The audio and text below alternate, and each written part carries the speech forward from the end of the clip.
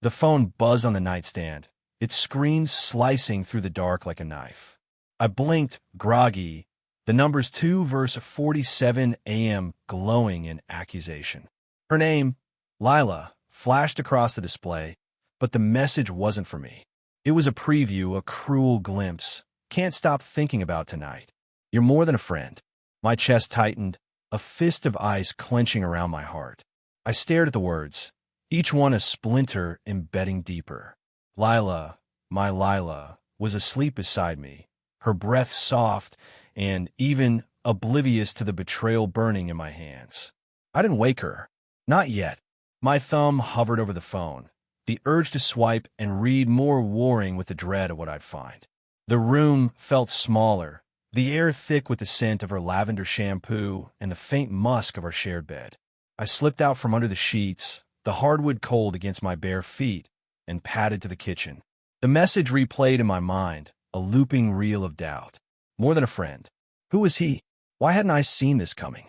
Lila had been distant lately, her laughter thinner, her eyes skittering away when I asked about her day. I'd chalked it up to stress. Her new job, the long hours, the way she'd come home smelling faintly of cigarette smoke, though she swore she'd quit. Just the office crowd, she'd said, waving it off with that crooked smile I loved.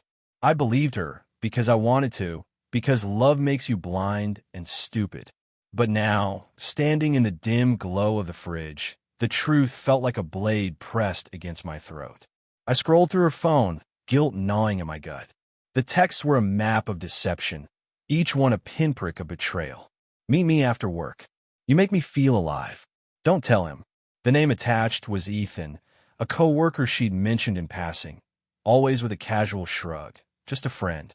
My stomach churned, while rising as I pictured them together, his hand on her waist, her laugh tilting toward him instead of me. I wanted to scream, to smash the phone, but I just stood there, frozen, the hum of the fridge a mocking lullaby. Morning came, gray and heavy. Lila stirred, her hair spilling across the pillow like ink. You're up early, she mumbled, stretching, her voice warm with sleep. I watched her, searching for the lie in her eyes, but they were soft, unguarded. Could she really be this good at pretending? I forced a smile, my voice steady despite the storm inside. Couldn't sleep. You want coffee? She nodded, oblivious, and I wondered how long she'd been playing me for a fool. The day dragged, each moment a tightrope walk between rage and denial. I replayed every interaction, every late night she'd blamed on work, every time she pulled away from my touch. The signs were there, woven into the fabric of our life, but I'd ignored them, stitching them over with excuses. At dinner, her phone buzzed again. She glanced at it, then flipped it face down, her fingers lingering too long. Work, she said, her voice a shade too bright. I nodded, my fork scraping the plate, the sound grating like my thoughts. I couldn't hold it in anymore. Who's Ethan? I asked, my voice low, testing the waters. Her fork froze midair, her eyes flickering with something. Fear? Guilt?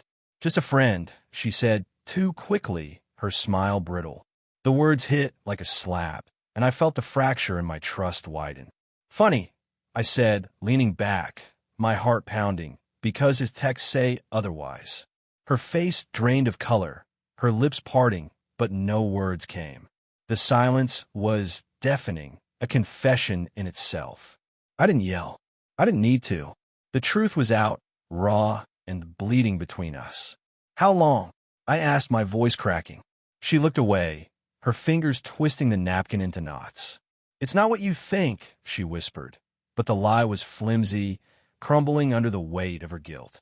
I stood, my chair scraping the floor, and walked out, the air outside sharp and cold, cutting through the fog of my heartbreak. Later, at her mother's house, I went to drop off her things. Her mom opened the door, her smile warm but knowing, a glint in her eyes that said she'd seen this coming. She's always been restless, she said softly, taking the box from my hands. That smile, it wasn't pity. It was confirmation, a quiet acknowledgement of the truth I'd been too blind to see. Lila had never been mine, not fully. And as I walked away, The weight of her betrayal settled into my bones, heavy but final, like a door closing on a life I'd never get back.